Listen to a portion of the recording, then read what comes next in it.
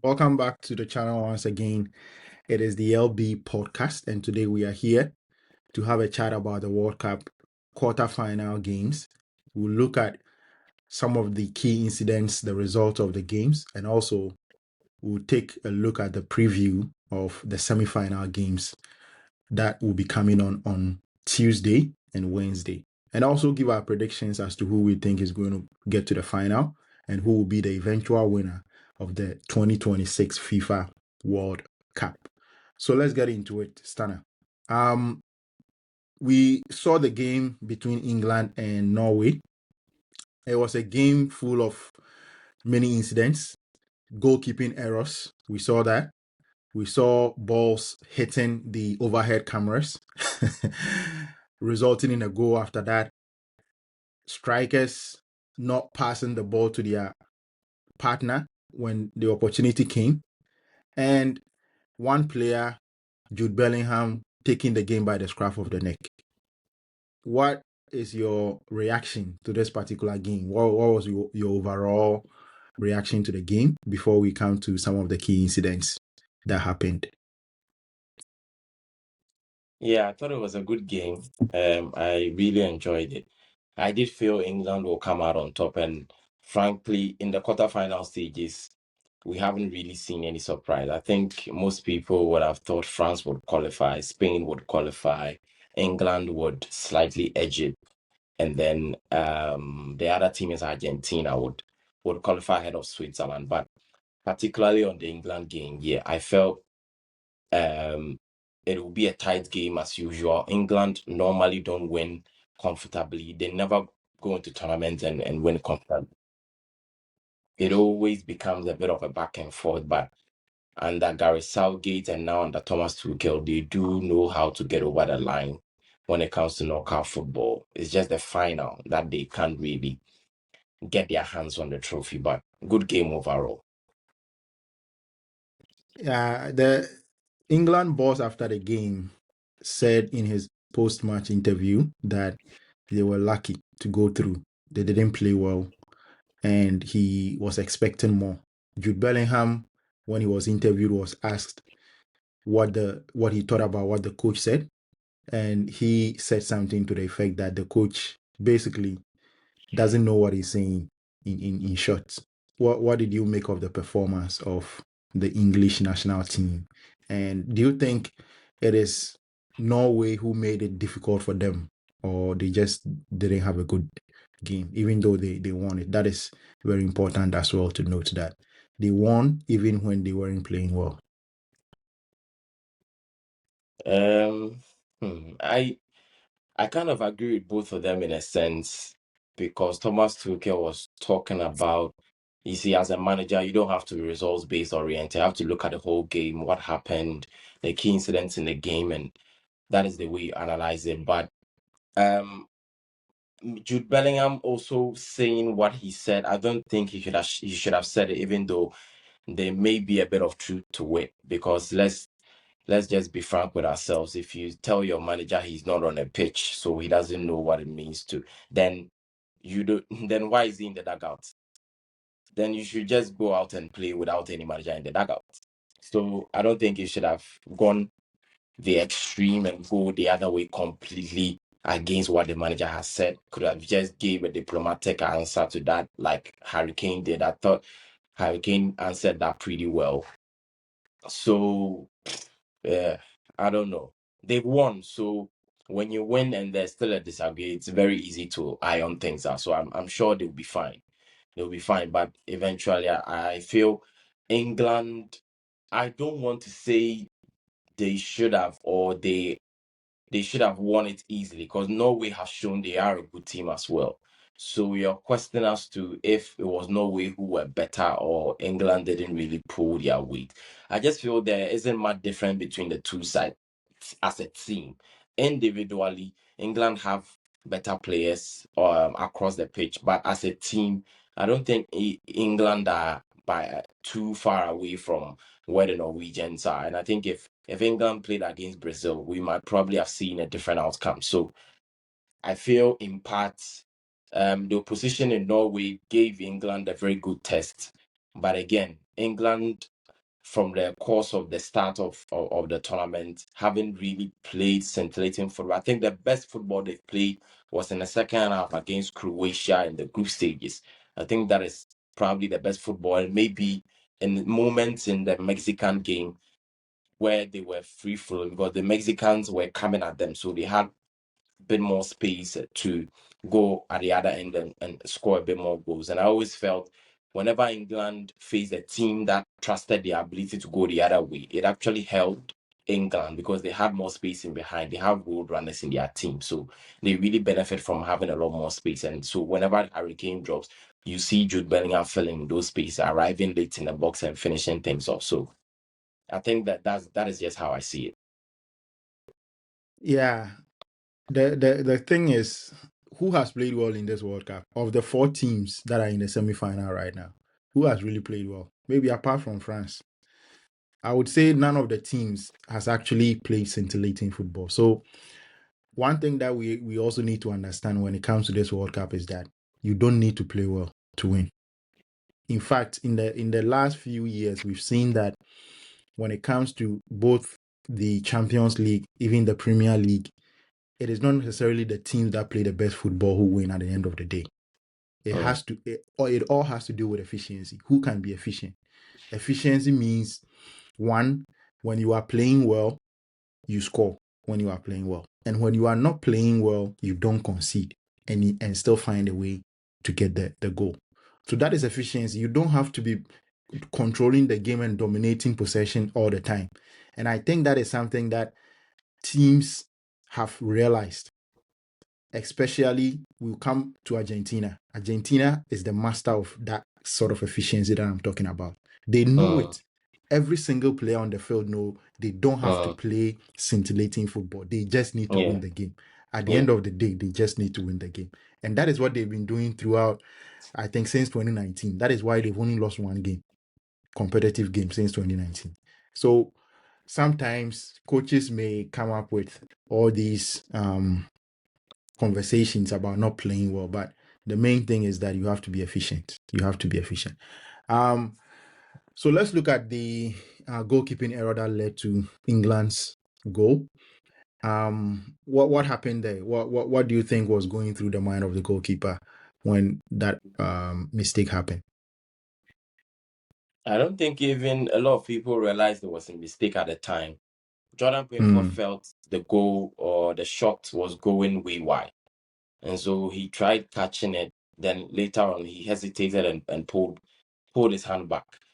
But I could even see just before he takes the shot, that all the centre back pairing, John Stones and McGahey, were so focused on Erling Haaland because they felt the ball was just going to be floated into the box for Erling Haaland to come onto it. So it was a bit of a surprise that he took the shot himself. And I don't know what Jordan Pickford was thinking in that moment. Maybe a bit of a lack of awareness to where the post actually is.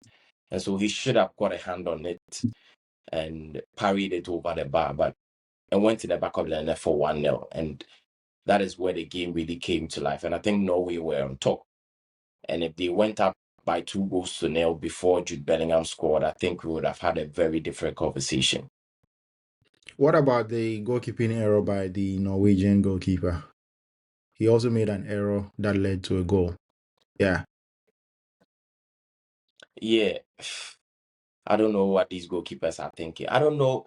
I'm not sure. Is it pressure? Is it lack of concentration? Is it mental fatigue? I'm not sure.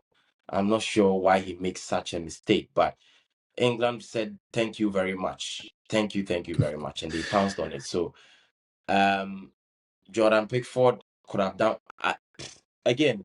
Jordan Pickford isn't really a mistake like the Norwegian goalkeepers one. Jordan's mistake was more of poor decision making rather than an actual error. But the Norwegian one was a big turn of event that really changed the course of the game. Yeah.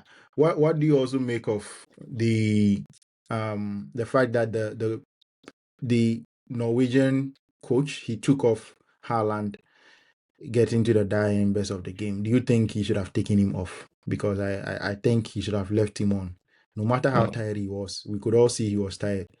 But I think when Haaland is on the field, it really impacts the opponent in how they play. So he should have left him on, because once he took him off, there was no way for Norway to come back into the game.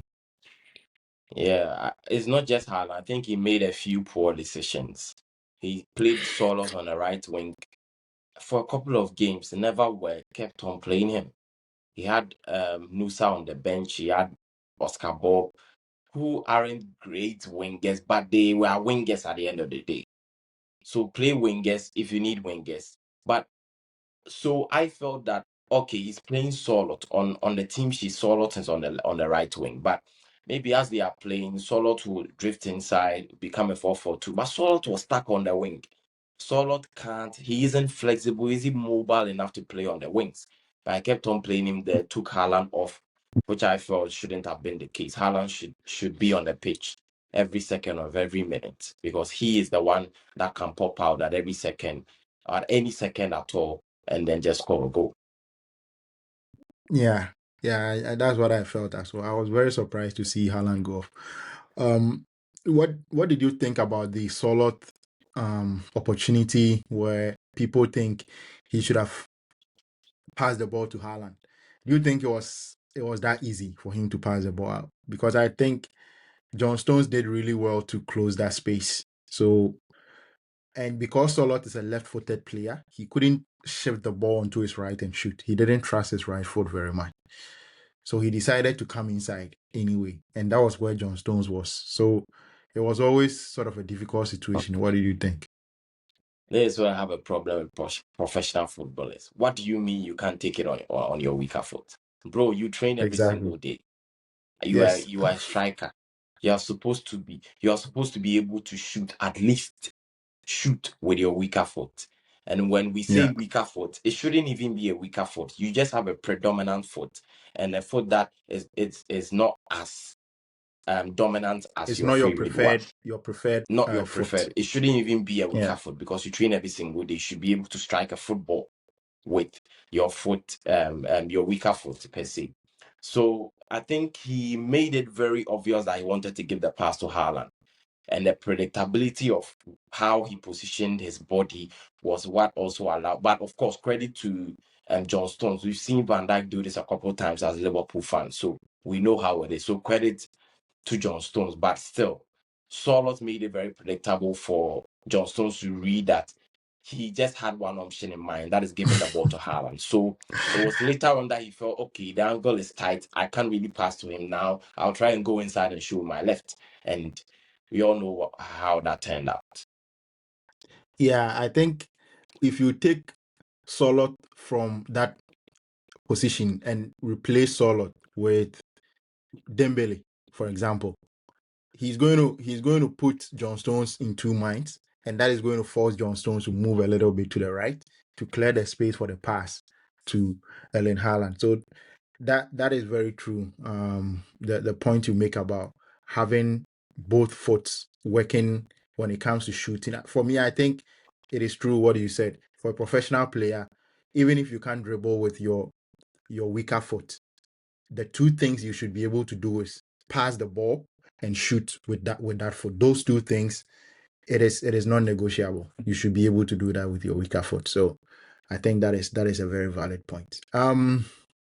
Okay, so let's move on to the next game that went on the same day, Argentina versus Switzerland. Before we go on to that game, the ball that reportedly touched the wire, but let's talk about that. It is reported that they didn't record any peak on the ball. See, there's something in the ball that records when the ball is touched There's and a whatnot. sensor.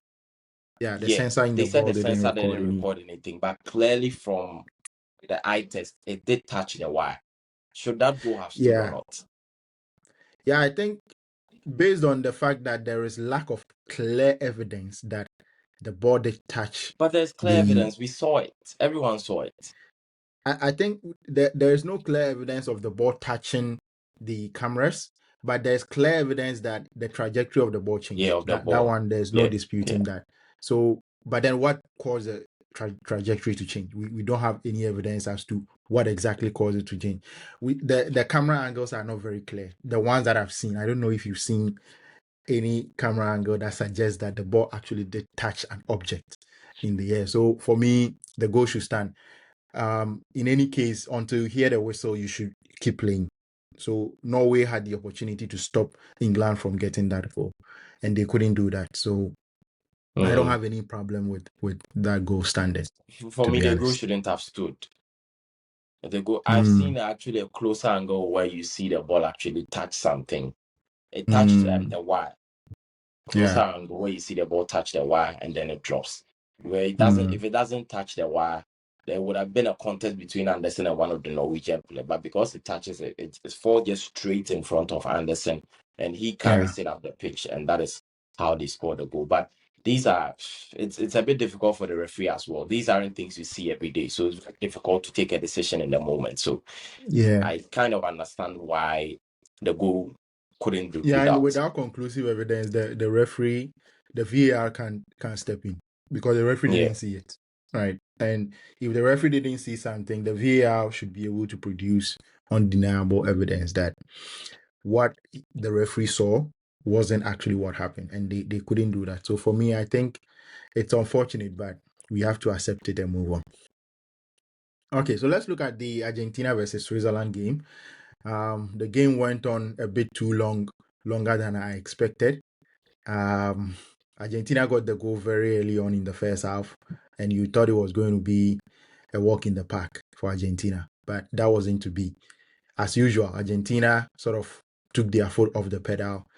Really, they didn't actually take their foot off the pedal. I shouldn't say that, because they scored the goal against the run of play, because Switzerland started the game very well and Argentina scored. That was exactly what happened. Switzerland were the better team, but Argentina scored. And then in the second half, Switzerland came in much faster again. They were sharper with the passes. They were attacking with numbers, and they got the equalizer. So yeah, I can't say they sat back, but I think in the second half they were pegged back a bit more by Switzerland. They were pushed back. They were pinned in, and Switzerland were able to get their equalizer. But let's talk about the first goal.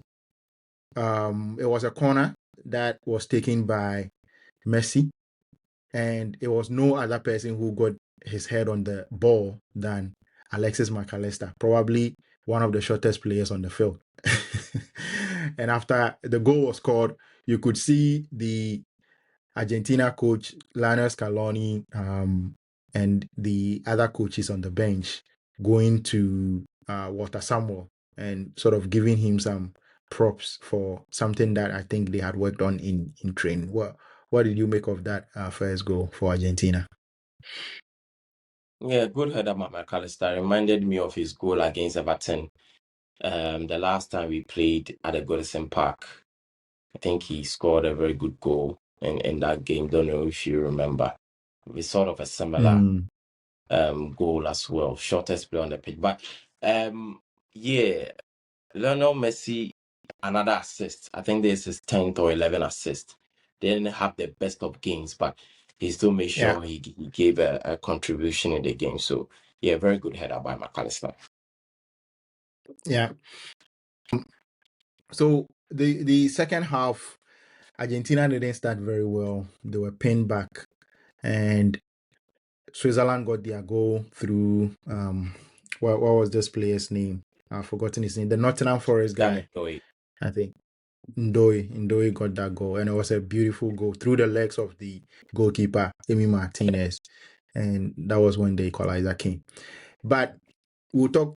You can talk about the goal as well, but I want you to also add in the Bril Mbolo situation where there was a yellow card was overturned for Leandro Paredes, and that led to Mbolo being issued a second yellow card and a sending off. And that eventually became the most pivotal moment in the game. I think that actually decided the game. on the night. So what did you make of those two situations, the goal and also the red card? Yeah, it was a very good goal. It was a very good goal by Dan Ndoye. You see him came inside, gave the pass on the inside, made a blind side run on the outside, and then received the pass, composed himself, and finished it up beautifully for 1-1. Momentum was on their side. And Yeah. then a player decided to take the game by the scruff of the neck and lose his side the game by doing something absolutely stupid. I just can't understand why after the red card, his teammates were around him. He was sort of crying. I don't know why we are turning this what this world is turning into. If someone makes a bad decision and it is like it is okay, everything will be fine. Nothing will be fine. You made a terrible mistake that has cost your country the game. What he did only is what cost them the game because they were on top, and even 10 against 11. Switzerland were posing a lot of threats. So imagine 11v11. It was a disgrace what he did by diving. I think Absolutely the reason why shambles. they were Even if it was in the consoling him penalty was box, that I would have players understood. do it all the time, right? Players do it all the time. And they And get away with anyone it. who and anyone who listens to me knows that diving is one thing that absolutely infuriates me. It irritates me, and I hate players who dive. And Even when this Liverpool players particular do it, I don't way like it. of diving, what Bril Mbolo did, there's one Yeah, particular player in the Premier League who is a master of that. He always gets away with it. Referees always fall for it. I don't know if I'm you talking know of the person Gabriel. I'm. No, I think Gabriel to an extent, but another Arsenal player. Arsenal player who does Who would that. you guess that is? Attacker. He's a midfielder stroke defender. Mars Lewis Kelly. He's the one I'm referring to. Oh He's the yeah, master yeah. of this. Actually, He's a master of this type of fouls. What he mm, does is that when he receives the ball and he has no passing option in front of him or behind mm, him, what he does is that he holds on to the ball, he shifts it to a point where he knows that you are coming from one side. And yeah. then once you are coming to nick the ball, he jumps in front of It is you, difficult. initiates Yeah. the contact, and then he falls. For I example, think, Jet Spence. The Jet yeah, Spence penalty that was overturned. That is a typical Mouse Lewis Kelly type of foul that you are just describing. yeah, The yeah, Jet Spence one that was overturned, typical one. yeah. They And I do it don't know all the why time. referees always fall for it. I don't know. I They have always no fall for idea it, and I why. think it's about time. And I spoke about the Kylian Mbappe one against Morocco as well. That for Mm, me was never a penalty. Shouldn't have been a penalty. Should have been given a yellow card for diving and a foul given to Morocco, but rather a penalty was given. even In this even the day and age Kylian where Mbappe VAR one, is you could available. understand it a bit because the defender made the challenge, right? Even Mm, though the challenge didn't actually result in the defender touching him, but he took yeah, advantage of the challenge. Here, there was yeah. no challenge at all. No challenge. And in most cases, this type of foul that I'm referring to, there's no challenge at all. The player is just moving in a different direction. Whoever is holding the ball decides to jump in their path, get the contact, and hit the floor.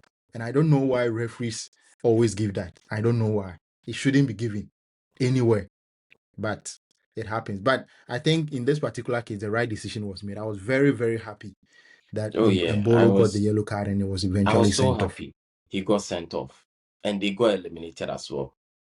He Yeah, deserves to carry that on his head, yeah, and he should by yeah. I now. think I feel he should apologize to the whole country for for what me, he has done.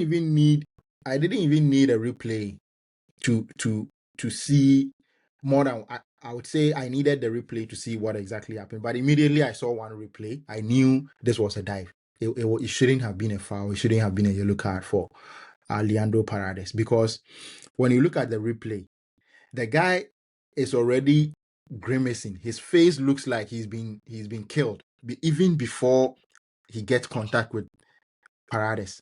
Like he's screaming. He's already screaming before the contact comes. Like how is this even possible? He's screaming, and in It's the end, he's the one who uh, initiates the contact. I And can't I have I no idea can't why I don't have enough they do words. that. It's absolutely disgusting to me that he did that. It's a despicable dive. What sort of Yeah. dive is that? Yeah. How do you do that on a football pitch? Your family is probably in the stands and you do this. It's ridiculous. Yeah, I think it's because they've been getting away with it. So Yeah. it sometimes comes as reflex action to some of these players. And that's And because they've been doing it and getting away with it. And that is why yeah, they keep on doing it. And then it gets stuck. Now, yeah. if he had done it and there was no VAR, he gets a yellow card for Parades. And then he's happy Mhm. about it. The next time he goes Yes, and does it again. Now he the has a red same thing. card. Next time he will learn sense before he goes into Yeah, to make such a decision for himself. Cost his yeah. team. I've been talking about Miles Lewis Kelly for a long time. So I'm happy this has happened to this guy. And I hope Premier League referees will learn something from it. I Premier League doubt. referees. I don't know, for some reason they always buy that nonsense from And there's players. another one as well, where a defender is under pressure. He has received the ball. He's under pressure to clear it, but he doesn't want to clear it. He's shielding the ball with his back. The attacker comes and applies The slightest little to touch. no contact. He goes down, and then there's a foul. Every single time they give it, every single time, Yeah, it's not a foul, but they it's give it not a every foul. time. It's Yeah, I ridiculous, don't and I know don't why. understand why they give it. I don't. Yeah, but let's look at the Argentina goal from um Julian Alvarez. A spectacular goal. I think one of the goals of the season so far, of the tournament so far. And I think that is what wins it for Argentina, not even the third goal. It is that second goal that wins it for them. But I think Switzerland actually played well after they went a man down. They were very solid. They knew that the only threat that Argentina has was through the middle, through Lionel Messi. So they closed the middle very, very well. They were compact. They didn't allow them any space in that middle. And so they only had to resort to using the flanks. And that is how come Julian Alvarez got his goal. What did you make of that goal and how Switzerland played after they got the red card? Yeah, I think Switzerland, for most parts, after even the red card, were the better team. They actually contained Argentina really, really well. And Xhaka was doing his thing in midfield. For some reason, I don't know, Argentina's midfield, I mean, they win, they still win. So at the end of the day, you can't really criticize them much. But for 10v11, that shouldn't have happened. But Mm, kudos to Switzerland for how well they fought. But Julian Alvarez's goal was, and it was an incredible goal. I think it's one of the goals of the tournament. I don't think we've seen a lot of high caliber goals in this tournament. They've been, yeah, of course, they've been good ones, but I think this one goes at the very, very top as one of the goals of the tournament. yeah, it was a nasty strike. I mean, everything about that strike is extremely like something that you don't see very often. Yeah. The position where he put the ball is basically in between the two posts, and no keeper can actually do anything about it. Now talking about Argentina, what do you think is going on with Argentina? Is this some sort of do we expect them to play better in their next game or in their next games, or is this the Argentina that we are going to see going forward? Because it doesn't look extremely good. It doesn't look convincing, but they just keep on winning. And as I said earlier on, the efficiency they are playing with is just insane. And I think because they haven't been playing well, people are saying they are not going to be able to win the World Cup again. They are tipping France to win it or England to win it. But I come back to my point. Spain hasn't been playing well. England, not so well. Argentina, also the same. So are we going to see, with the exception of France, they have been more convincing than any of the four teams in this semi-final. Yeah. So what is going on exactly with this Argentina performances that we are seeing?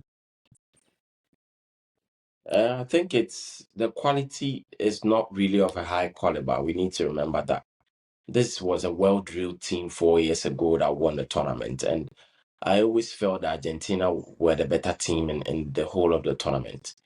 I think they were Mm, very dominant, but they couldn't close games off. That was their problem last 4 years.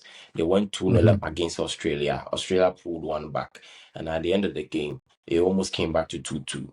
In the next game, it was a similar situation against the Netherlands where they were 2-0 up. Netherlands pulled it back to 2-2 and they won it in the shootout after extra time. Croatia was their most dominant performance when they just won. They just obliterated Croatia, won by 3 goals to 0. No, I think even that Croatia game, it was a very tight game until the dying minutes of the game when Messi took the ball on the flanks Yeah, and yeah, just yeah. decided he wasn't going to release the ball until he got to the penalty, the byline. Yeah, So gave it to Julian it Alvarez. looks So like this is a repeat of last 4 years, isn't it? yeah, in most parts. But I still feel last 4 years, especially someone like Angel Di Maria in that attacking third, gave a bit more quality up front. This one, though, is a bit tricky. It is just this game, this immediate past game and the last game where we've actually seen the attackers actually turn up. Lautaro provided the assist for Enzo Fernandez in the last game, and then Julian Alvarez we've seen score. Lautaro actually also scored. So Mm, throughout the group stages, it was just the Messi effect. Messi was just carrying them through. So it is an improvement in some aspects in terms of the attack. Now they are scoring. Messi didn't score a goal; they scored 3 goals.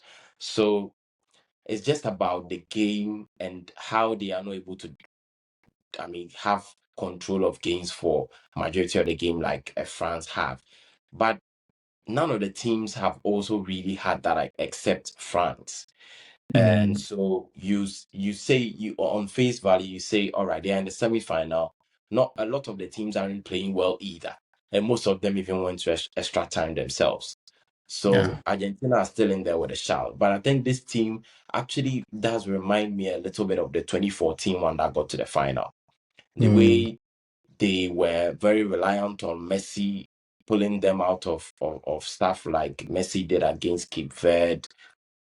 In the mm, semi-final, they had to rely on a penalty shootout against the Netherlands. It reminds me a bit of the 2014 one, but they are in the semi-final. The attack are now scoring goals. They just have to make sure they are, when they go ahead 1-0, they are able to take more control of the game and see it out and not concede the first goal. Because against England, a much tougher side, when you do concede the first goal against a coach like Thomas Tuchel, it might be a problem. mm. Yeah, let's look at the other games that took place during the week in the quarterfinal stage. We saw Spain against Belgium, with Spain winning by 2 goals to 1 in that game. France against Morocco. France ran out as winners, 2 goals to 0. There was very little threat to France from Morocco. The Spain Belgium game was a bit closer. It was quite cagey. It took the last minute finish from the guy I call the ninja killer because he moves like a shadow. You cannot see him.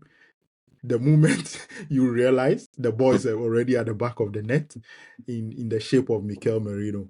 Yeah. So let's put these two games together and just let us know your thoughts about these two games and Spain and France meeting in the semi-final. Yeah, let me start with Spain, Belgium. That was actually a good game. It was a bit closer than I expected.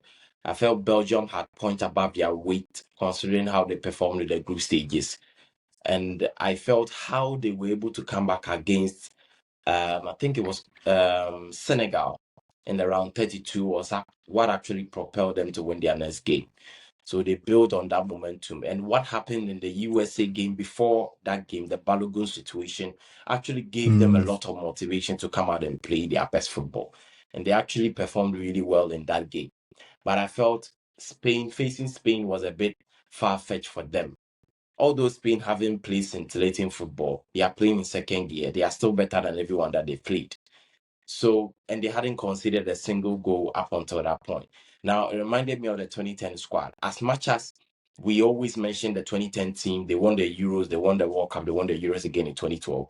In the 2010 World Cup, I always felt they aren't too different from how they are playing now, actually. I don't know if people really recall that much. They were very boring at times in that tournament. They get the first goal, they just bore you to death with control. They close the game out 1-0 and then they go their way. So I think in that tournament, they scored like 7 or 8 goals and conceded just 2 or 3 goals. So it was just about getting the first goal, controlling the game, and playing you off the park by boring you to death. And it's a similar kind of style that Luis de la Fuente is playing. And it's just about being responsible in possession, not giving the ball away too much to get for the other I team think to get that they are counter attack. also the most efficient team in the tournament, Yeah, yeah, apart from definitely. Argentina. Yeah, Yeah. they are very, very efficient when it comes to just getting the goal and making the rest of the game boring and not giving the opponent any chance at all. Yeah, and so I think that is why we probably see them as not performing up to the standard or the way we saw them perform at the Euros, where they were more front-footed, I felt. But good game, Mikel Merino. He's a player with that instinct. And just before Pau Kubasi actually made that shot, Mikel Merino was trying to run in behind. Pedri didn't see the run, so he passed it to Kubasi. So him running in behind was what actually created that space that allowed Pau Kubasi to take that shot on goal. And then Mikel Merino was first onto the ball. Has that kind of instinct where he smells where the ball is going to fall, like what Jude Bellingham has in his game as well. And so it was very good finish. Now the France game, I thought Morocco was a bit disappointing for me. I felt even Senegal in the group stages posed a lot more threat to France than Morocco did. I thought they were missing that focal point up top with outside Barry. They really suffered from that. Whenever they got the ball, it was always on the right wing with Brahim and then Hakimi. They couldn't really come out and really play. And France really Do you did think they well as played into well. the hands of France with their Yes, style of they play, did. holding the They ball and did. trying to dominate possession? Because Yeah. remember what I said after they drew with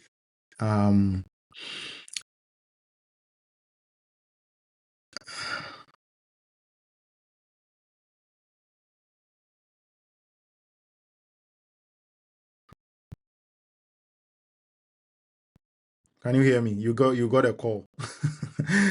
You got a call. Okay, let's continue.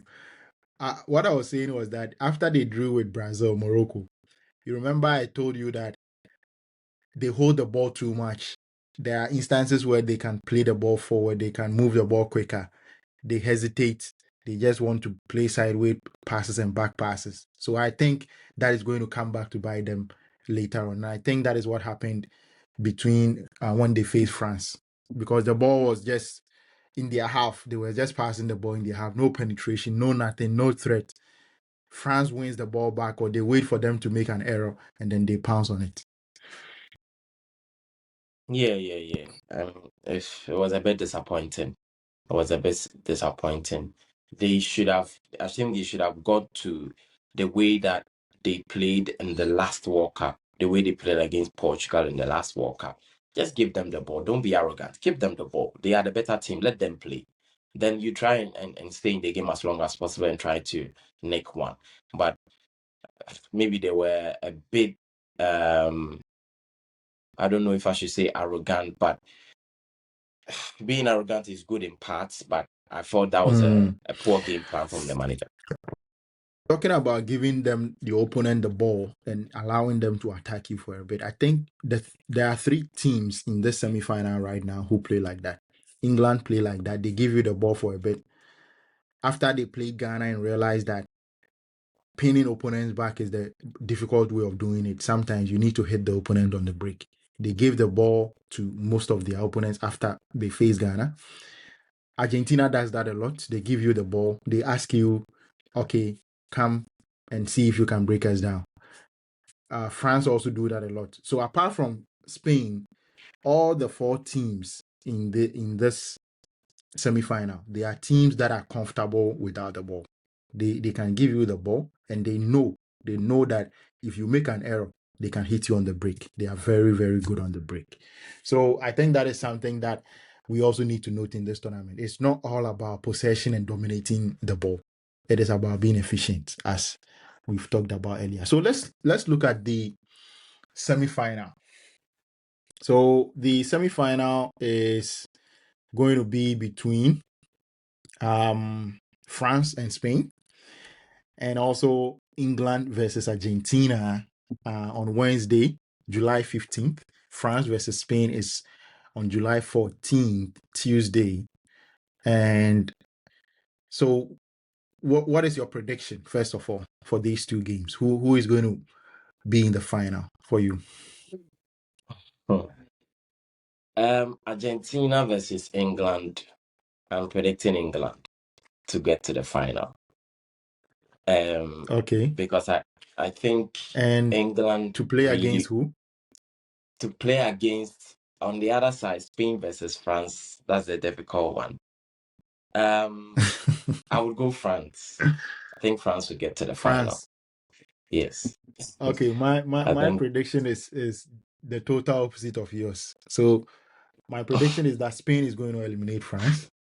The main reason being that normally teams that dominate the group stages and the various knockout stages don't end up winning the World Cup. Usually, the teams that start slowly and pick up later on are the ones who win. So that is why I think Spain is going to eliminate France. England, Argentina, I'm going to go for Argentina simply because anytime the World Cup is held in North America or South America, it is a South American team that wins. Then there's only one South American team in this World Cup. And at the very least, I expect Argentina or that South American team who is left in to get to the final and probably lose it in the final. But yeah, that's my prediction. Argentina versus Spain in the final. right. Interesting. So I went the opposite way. Yeah. Mm. Interesting. Let's see how Why it do goes. you think France and England are going to go to the final? I'm picking France because I feel the way they will approach the game will actually benefit them a lot. I feel Spain, of course, will have the control, they'll have the possession, but there is one key area that if France are able to take care of, I think they were able to deal with that Spain team, and that is Rodri. Rodri, the way he moves the ball, the way he is the engine of the team, everything goes through him. And I think if they are able to win the ball back high enough times and go on the break, Pedro Porro, Marc Cucurella, their centre back pairing of Emerick Laporte and Paul Kubasi, who have been very, very good this tournament, can actually be got at. Belgium did have a few problem. I don't think they tested them enough. On the one chance that they got, that is where the Catalan score that goal. I just feel France's ability to the way that how sharp and vertical they are, I don't think Spain will be able to contain them, especially if they are able to nullify Rodri in that middle of the park. I think Rodri does two people's job in one when he has the ball. Pedri hasn't really shown up this tournament, and I think if they are able to stop Rodri from having much control in the game, France will be able to pick them off. And defensively, I think they would also back themselves to be able to hold off Spain from doing Okay. much damage against them. Okay. What about England, Argentina? What is your assessment of how the game is going to play out, and why do you think England are favorites to win that particular game? That's it. That's even a bit more difficult for me to analyze than the France Spain game because the France Spain game, these are two different ideologies that are clashing. But the Argentina England game, they are a bit similar. They all want to at times give the ball to you and try to pick you off.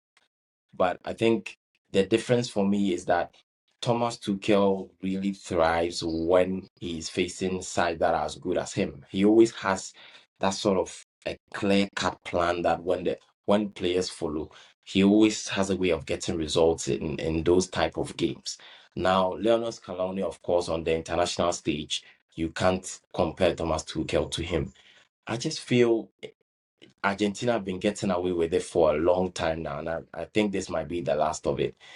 Now, even though they ultimately came out on top against Switzerland, the way that 10 against 11, Switzerland were able to hold them off, I think quite comfortably. If England give them the ball, England will be able to hold them off and try to pick them off. Now, But England will try. don't you think that with Argentina, they tend to step up their performance when they meet a better opponent? So, given that they are facing England, is there a chance that they might actually be able to play much better, control the game much better? Even if they give the ball to England to play, they are going to be more efficient on the counter break and also try and break down England when they have the ball. Yeah. You make good point. Argentina have that ability to go up another level when they think they need to. Christian Romero said they'll give their souls for Messi to get to another World Cup final. So that tells you all you need to know about the motivation that they are putting into that semi-final tie. I wouldn't be surprised if Argentina win, of course. I also have this theory about England that whenever they go to a major tournament like this, whether be it Euros or World Cup, they are able to beat the other teams that don't really have a good record at the World Cup. Immediately they come against a World Cup household name in the World Cup. They fumble England. So when you look at the previous tournaments, they got into the semi-final. They play against other teams that don't really have a huge pedigree in the World Cup. But immediately they meet a side that has won the World Cup before, that has huge history in the World Cup. That is the last stop for them. So that is why I'm a bit skeptical about England's chances going past Argentina in the semi-final. Yeah. Yeah, but um the France Spain game as well. I just wanted to touch a little bit on that game. I Okay. think the fact that France are a kind of team that allows the opponent to play a bit and try to hit them on the counter break. This Spain team, if you allow them to play, is going to be a disaster for you because they don't make mistakes, a lot of mistakes with the ball when they have possession. And mind you, they've only conceded a single goal in this World Cup tournament against Belgium. Prior to that, they hadn't conceded a single goal, and so it is very, very difficult to score against them. Even creating chances is a problem because they manage the game by holding on to the ball. They manage the game, they hold on to the ball. They don't do much with the ball, but they make sure they don't give it away in dangerous areas like other teams have done against France. So maybe that is something that I am expecting to play in the favor of France. But before we go, giving your prediction in the final, who is going to win in the World Cup?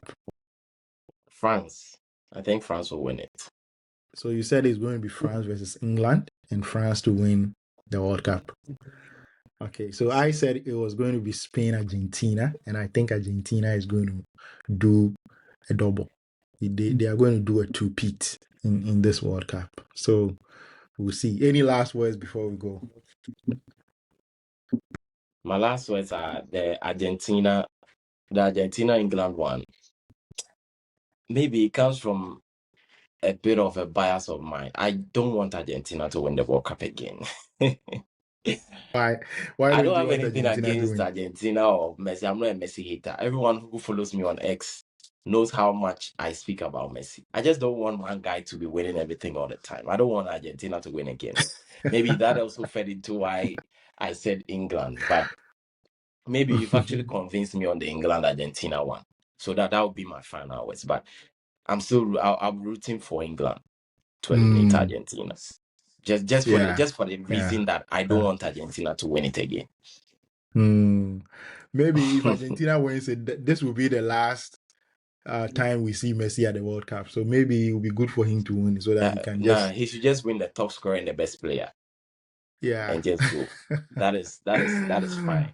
Yeah, yeah. Okay, so this is how we end the pod today. Thank you very much for listening. We'll catch you later on.